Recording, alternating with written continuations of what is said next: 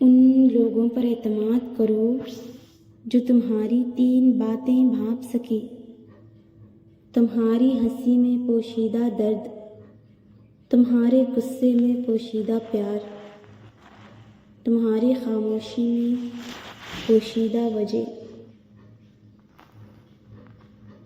چغل خور ایک لمحے میں ایسا فتنہ پیدا کر دیتا ہے جو کئی ماہ تک چلتا ہے۔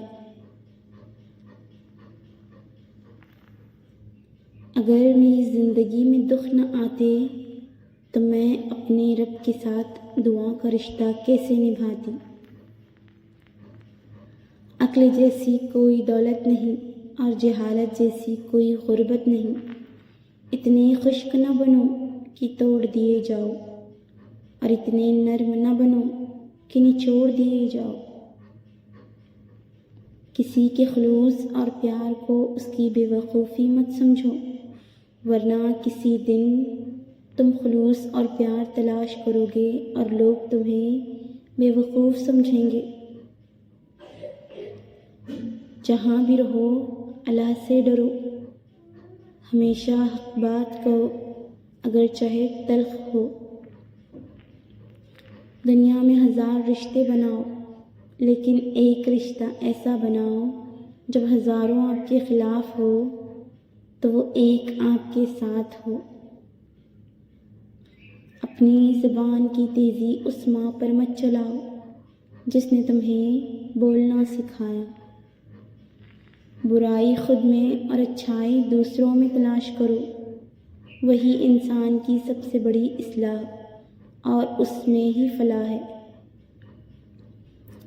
جس زبان سے جھوٹ نکلنا بند ہو جائے، اس زبان سے نکلی ہر دعا قبول ہوتی ہے۔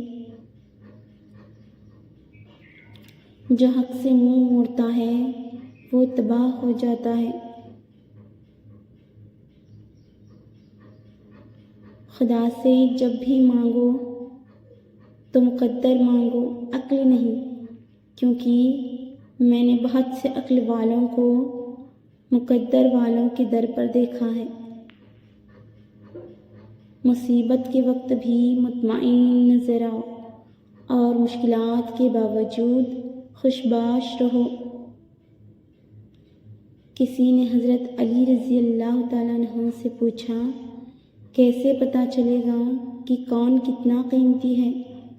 فرمایا، جس میں جتنا زیادہ احساس ہوگا وہ اتنا زیادہ قیمتی ہوگا۔ مصیبت کے وقت گھبرا جانا مصیبت سے بڑی مصیبت ہے۔ اپنے اندر پرندے کی طرح عاجزی پیدا کرو، جو آسمان کی بلندیوں کو چھو کر بھی اپنی گردن جھکا کر رکھتا ہے۔ جب کسی کو کسی سے رشتہ ختم کرنا ہو تو وہ سب سے پہلے اپنی زبان کی مٹھاس کو ختم کرتا ہے۔ جو فضول خرچی پر فخر کرتا ہے وہ مفلس ہو کر ذلیل ہوتا ہے۔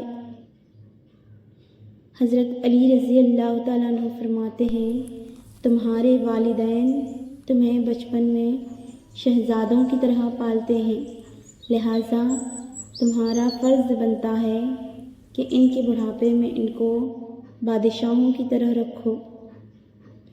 3 چیزیں ایمان کو تباہ کر دیتی ہیں: امیروں کی محفل، عورتوں کی صحبت، جاہلوں سے بحث۔